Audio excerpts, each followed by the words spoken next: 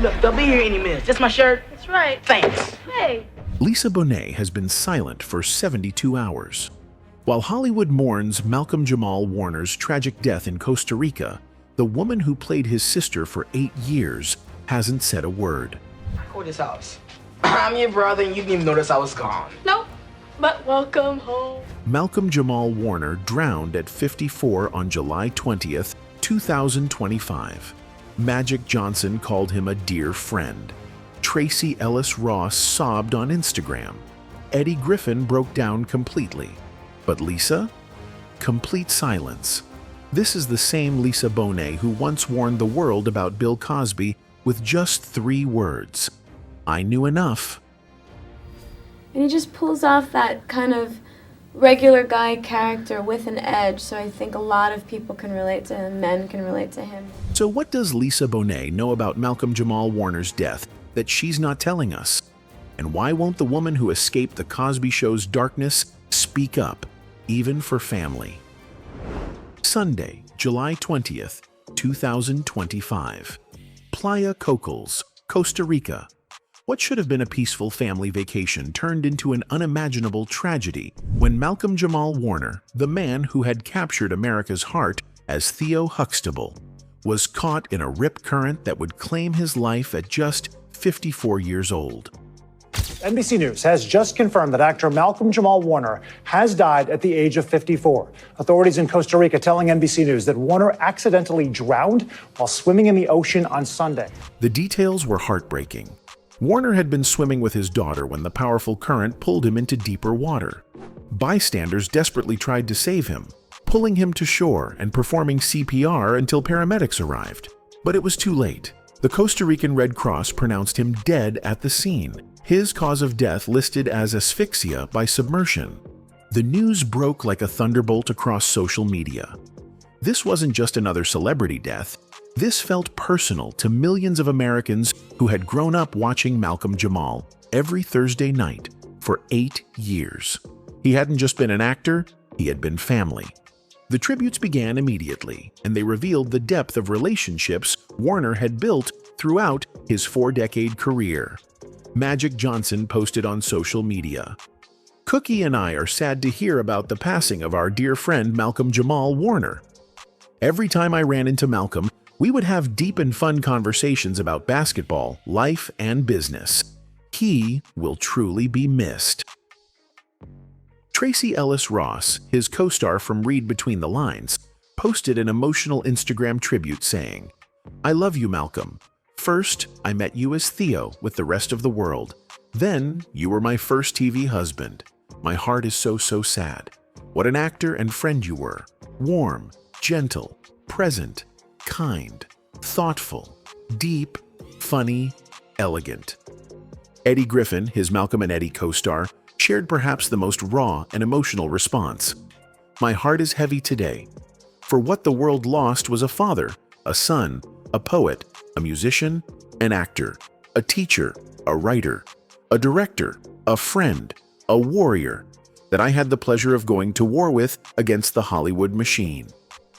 Even Bill Cosby, whose own scandals had complicated the Cosby Show's legacy, spoke publicly about Warner's death in an interview with ABC. "He was always a great studier, and I enjoyed working with him very much. He always knew his body, he always knew his lines, and he always knew where to go." Warner had somehow managed to build genuine relationships across different spheres of influence, creating a network of people who truly cared about him as a person, not just as the famous actor who played Theo.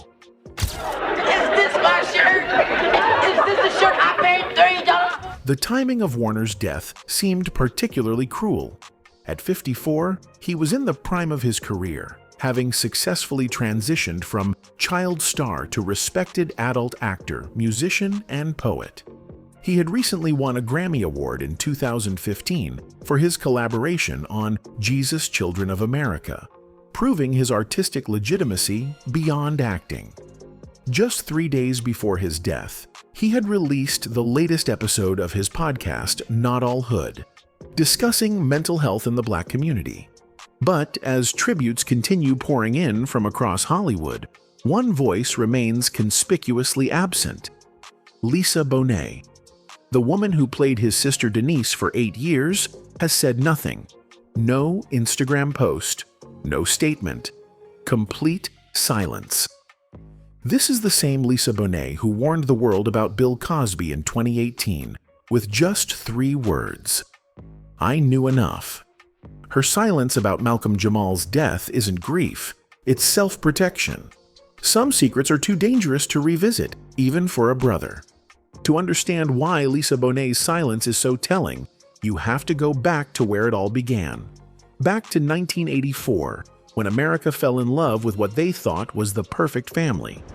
Back in 1984, TV was full of recycled jokes, cheesy laugh tracks, and black characters that mostly showed up as stereotypes.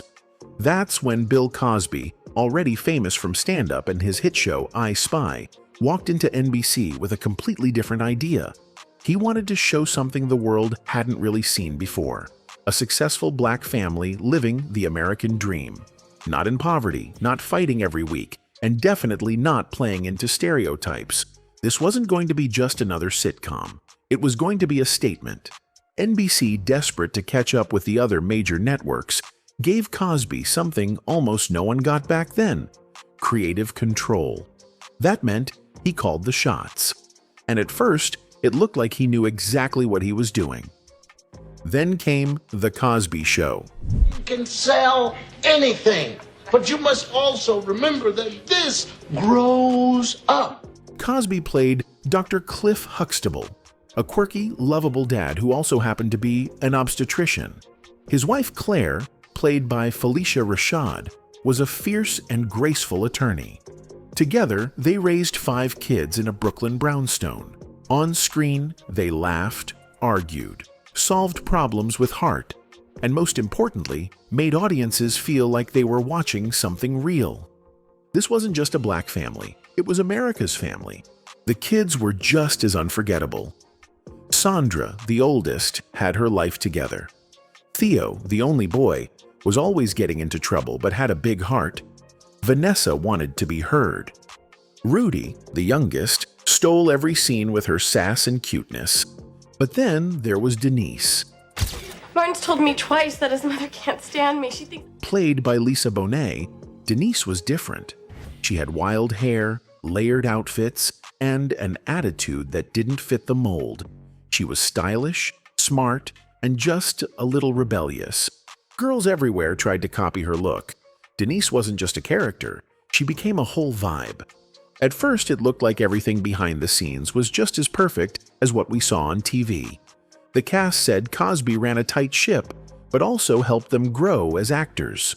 Some called it a masterclass in comedy. Ratings went through the roof. Over 30 million people tuned in every week. NBC, once struggling, was now thriving, and The Cosby Show was the reason why. It won awards left and right: Emmys, Golden Globes, NAACP Image Awards, you name it. And for a while, it really did seem perfect. The Huxtables didn't just entertain, they inspired. Families who had never seen themselves on TV saw a reflection that was strong, smart, and loving. And Cosby didn't have to beat the audience over the head with messages about race. The family's blackness was always there. It just wasn't the punchline. I'm gonna bring somebody over to play. Who? My boyfriend. But here's the thing about perfect families. Sometimes the mess doesn't show until much later. While the show looked smooth on the outside, cracks were forming underneath. One of the biggest? The growing tension between Cosby and Lisa Bonet. She was becoming a star in her own right, and not everyone liked that. There was a quiet power struggle brewing between the man who built the empire and the young actress who didn't want to play by his rules. At the time, no one said much about it, but looking back now, you can see the signs. The show that gave America comfort every Thursday night had its own set of secrets. Secrets that would take years, decades even, to fully come out. Because while the Huxtables looked like the perfect family on camera, what was going on behind it was anything but. By 1987, things still looked picture-perfect on the surface. The Cosby Show was dominating TV, America still adored the Huxtables, and Bill Cosby was riding high as both a comedian and a cultural force. But behind the scenes, the cracks were starting to show, and they started with Lisa Bonet. Lisa was just 19 at the time, and even though she was still playing Denise Huxtable, the quirky, stylish daughter, she was outgrowing the part fast. It's my money in my bank account in my name. You're acting like I'm asking you for your money. For years, Denise had been America's bohemian sweetheart. Fun, unpredictable, but still safe enough to fit into Cosby's squeaky clean family vision. But off-camera, Lisa was craving something more real. She didn't just want to be the cool daughter on a sitcom forever. She wanted to challenge herself, dig into roles that were raw, deep, even messy. That same year, she took a huge leap. Lisa signed on to star in Angel Heart, a dark, psychological thriller directed by Alan Parker and starring Mickey Rourke. Don't go around murdering people, all right, Mr. Angel? What about your Johnny favorite? It was a complete 180 from The Cosby Show. Set in the 1950s New Orleans, the movie followed a private detective tangled up in voodoo, death, and mystery. And Lisa's character, Epiphany Proudfoot, was right in the middle of it all. The film had violence, blood, and one love scene between Lisa and Rourke was so intense it almost got the movie slapped with an X rating. It had to be edited just to get an R. Suddenly, Denise Huxtable wasn't just growing up, she was shedding the whole image completely. And that didn't sit well with Bill Cosby. To Cosby, Lisa's move wasn't just risky, it was threatening. He had built his empire on family values, education, and clean comedy. His show wasn't just entertainment, it was a brand. And Lisa's role in Angel Heart, along with her semi-nude photo shoot for Interview magazine, didn't match the brand at all. For Lisa, these were bold, personal choices. She was stepping into adulthood, asserting her artistic freedom. But for Cosby, it felt like betrayal. He was reportedly furious. The tension between them exploded behind closed doors, with rumors of heated arguments and icy moments on set. People who worked on the show said Cosby thought Lisa's behavior was unprofessional. She showed up late sometimes. She had her own opinions. But deeper than that, it seemed like he couldn't stand that she was no longer just a student. She was trying to be a teacher now. And Cosby wasn't ready to give up control. In public, they kept things polite. Cosby brushed it off as growing pains. Lisa talked about wanting to explore new roles. But underneath, the relationship was starting to fall apart. Lisa was becoming her own person, and Cosby, who had once championed her, was now trying to rein her back in. Oddly enough, right in the middle of all this tension, Cosby gave Lisa her own show. A Different World was a spin-off that followed Denise to college at the fictional Hillman University. It looked like the perfect solution. Lisa could grow as an actress, and Cosby could keep her close. But keeping her close was the key. Even though A Different World was technically Lisa's show, Cosby still pulled the strings. He picked the showrunners, he picked the writers, he picked the cast. Lisa was the face of it, but Cosby was the architect. She hadn't escaped the system. She had just moved to a different room in the same house. The first season kicked off strong. Ratings were great, thanks in part to being sandwiched between The Cosby Show and Cheers on NBC's Thursday night lineup. People were excited to follow Denise's next chapter. But behind the scenes, Lisa was growing frustrated. She wanted to push the show into deeper territory. Storylines about identity, class, real college struggles. She pitched ideas. She challenged scripts. She wanted the show to reflect real life. But her ideas were often shot down. The show needed to stay light, fun, family-friendly, just like Cosby wanted. The more she pushed for creative freedom, the more friction she created. and it was clear that not even a spin-off could fix the fundamental divide between her and Cosby. What started as a mentor-protege relationship had turned into a quiet standoff. Everyone around them could feel it. This wasn't going to last. By the end of A Different World's first season, the question wasn't if something was going to change. It was when. The family America had invited into their homes every Thursday night was beginning to unravel. Not in the scripts, but in real life, and Lisa Bonet was just the beginning. By the end of the first season of A Different World, the tension behind the scenes had grown too loud to ignore. Lisa Bonet had already stirred the waters with her daring artistic choices, her refusal to be boxed in, and her rising fame outside the world of The Cosby Show. But in 1988, she made a personal announcement that would rock her career and completely change the trajectory of her character, Denise Huxtable. Lisa revealed that she was pregnant with her first child. She was 20 years old, newly married to rock musician Lenny Kravitz, and preparing to become a mother. It was joyful news in her real life, but on set, it sparked panic. A Different World had only just found its rhythm. The show was designed as a lighthearted look at college life, following Denise as she learned how to grow up away from her wealthy Brooklyn family. The tone was young, optimistic, and aspirational. A pregnancy storyline didn't fit, not for what the network had envisioned, and especially not for what Bill Cosby wanted the show to represent. A college student dealing with motherhood could have opened the door to powerful storytelling, but Cosby didn't want complexity. He wanted control. Behind closed doors, producers debated the options. Could Denise raise a baby while going to school? Could they hide Bonet's pregnancy with creative camera angles and baggy clothing? Or did this mean they'd have to send her character away, at least temporarily? Cosby quickly made the call. Rather than adjust the story to accommodate her real life, he pulled Bonet off A Different World altogether. The official statement said it was for creative reasons, and that Denise was needed back on The Cosby Show. But insiders knew better.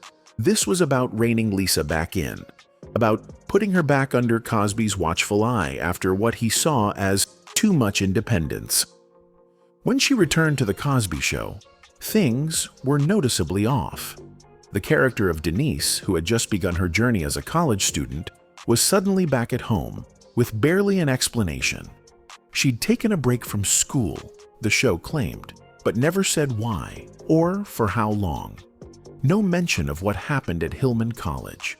No reflection on the growth she'd experienced there. Writers struggled to integrate her into storylines that made sense. Her presence felt tacked on, and her screen time was reduced even further after she gave birth to her daughter Zoe in December 1988. As the show moved into new seasons, Lisa became more of a background player, occasionally appearing, but rarely driving any major plots. By 1991, the situation was falling apart. Bonet officially left the show. The press release was brief and cold. NBC thanked her for her contributions and offered no further comment. Then came the problem. What to do with Denise Huxtable? That's when The Cosby Show introduced a sudden, last-minute development. Out of nowhere, viewers were told that Denise had gotten married to a Navy man named Martin Kendall. His character hadn't been deeply developed, nor had their relationship been shown on screen in any real way.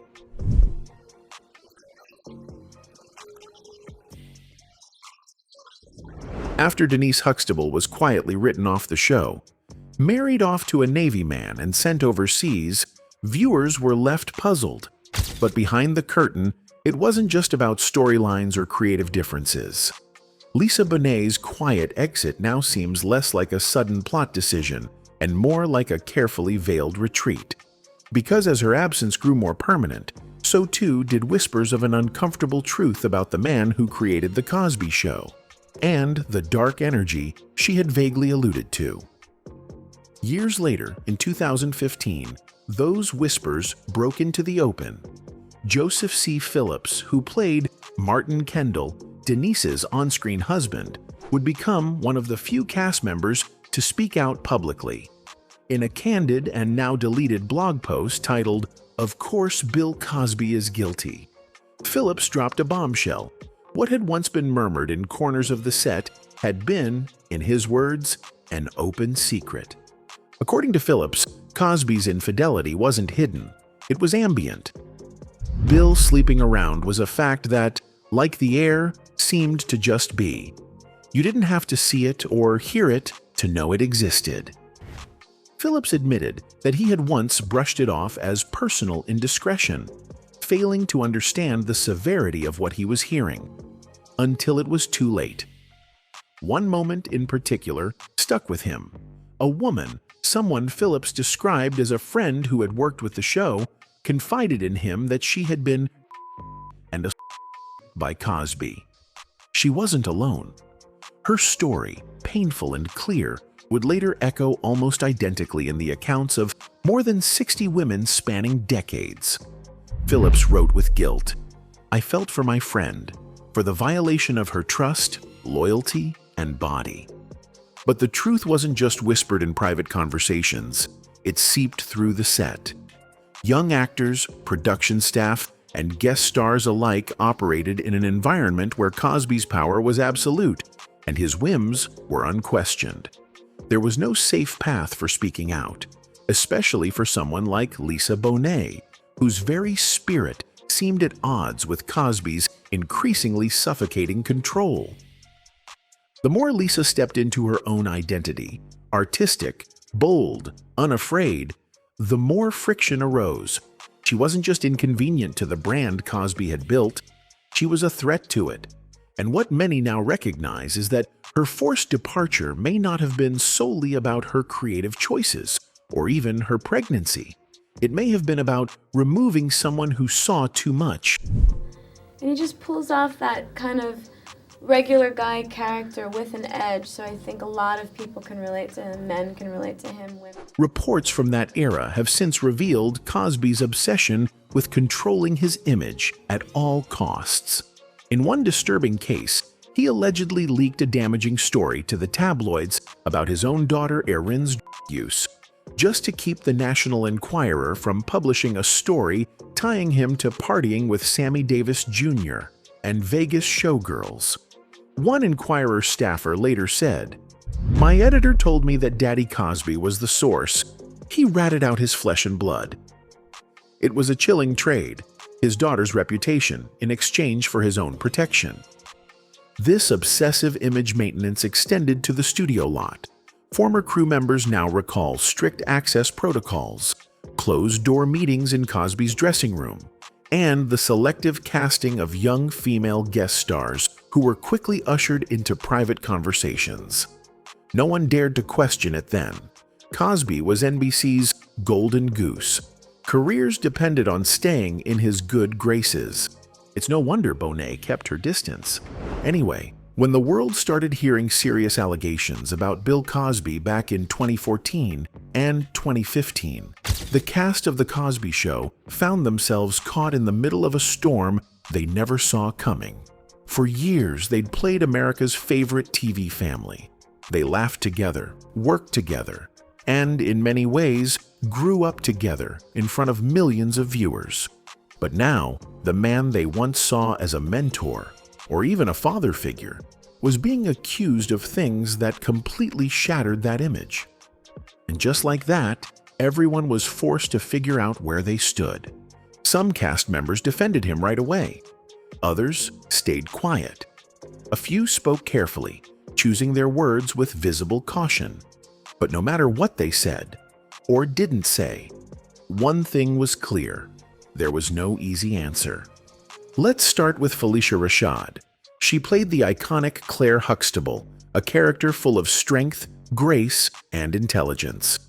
Off-screen, she was one of Cosby's most loyal supporters. When asked about the allegations in 2015, she famously told a reporter, "Forget these women." Later, she said her words were taken out of context, but the message still sparked backlash. Then, in 2021, when Cosby was released from prison after his conviction was overturned, Rashad tweeted in celebration, "Finally! A terrible wrong is being righted. A miscarriage of justice is corrected." But that tweet didn't go over well, especially since Rashad had just become the dean of Howard University's College of Fine Arts. The university had to step in and clarify that her personal views didn't reflect Howard's official stance. Malcolm-Jamal Warner took a more measured approach. In a 2015 interview, he talked about how heartbreaking it was to see the Cosby Show's legacy fall apart. "For years," he said, "the show helped fight negative stereotypes about black families on TV. And now, we don't have that anymore." When he went on The Real in 2016, he summed up his feelings like this: "I'm in no position to defend him because I can't. But nor will I throw him under the bus." My biggest feeling is I feel sad for, just the way this whole, just the way the whole story has come about.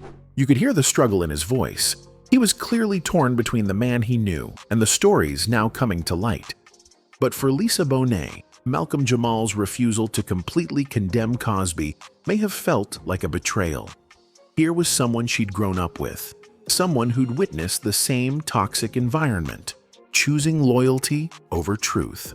Then there was Kashia Knight Pulliam. Everyone remembers her as Little Rudy. In 2015, she told Today that the allegations didn't match her experience with Cosby. During Cosby's 2017 trial, she even walked into court by his side. Some cast members didn't say anything at all.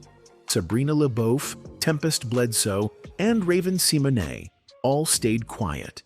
Maybe it was to protect their privacy. Maybe it was because they knew any comment would be picked apart from all sides. And then there was Lisa Bonet.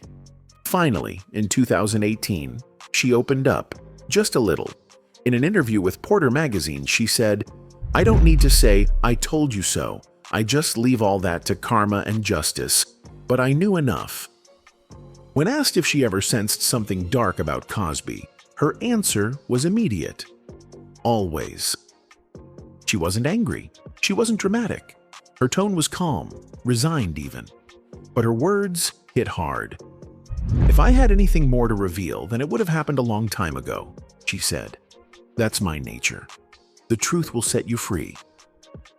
And in that one sentence, "I knew enough," she gave more insight than a press conference ever could. For Lisa Bonet, her early exit doesn't just look like creative differences anymore. It looks like intuition, like survival. While the rest of the world was still clapping for Cliff Huxtable, she was quietly stepping away from something she clearly didn't trust. Malcolm-Jamal Warner carried this complicated legacy until his final day in Costa Rica.